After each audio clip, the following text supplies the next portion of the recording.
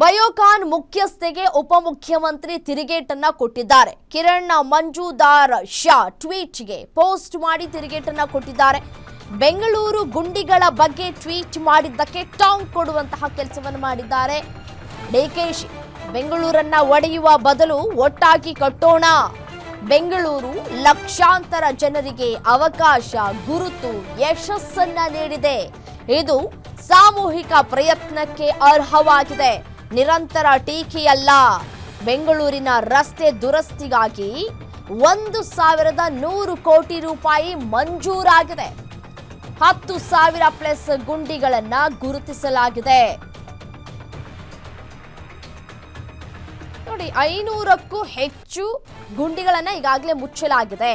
ಅಭಿವೃದ್ಧಿ ಕೆಲಸದ ವಿವರವನ್ನ ಕೊಟ್ಟು ಟಾಂಗ್ ಕೊಟ್ಟಿದ್ದಾರೆ ಡಿಕೆ ಶಿವಕುಮಾರ್ ಅವರು.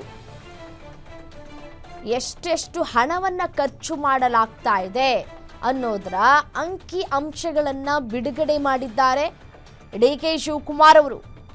ಆದರೂ ಕೂಡ ಕೆಲವು ಕಡೆ ಇನ್ನೂ ಗುಂಡಿಯನ್ನ ಮುಚ್ಚಬೇಕಾಗಿದೆ. ಆ ಗುಂಡಿಗಳನ್ನ ಮುಚ್ಚಿ ಅಂತ ಹೇಳಿ ಕಿರಣ್ ಮಜುಮ್ದಾರ್ ಶಾ ಅವರು ಟ್ವೀಟ್ ಮಾಡಿದ್ರು.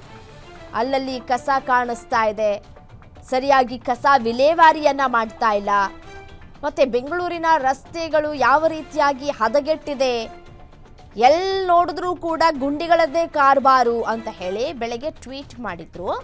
ಅದಕ್ಕೆ ಇದೀಗ ಡಿಸಿಎಂ ಡಿಕೆ ಶಿವಕುಮಾರ್ ತಿರುಗೇಟನ್ನ ಕೊಟ್ಟಿದ್ದಾರೆ.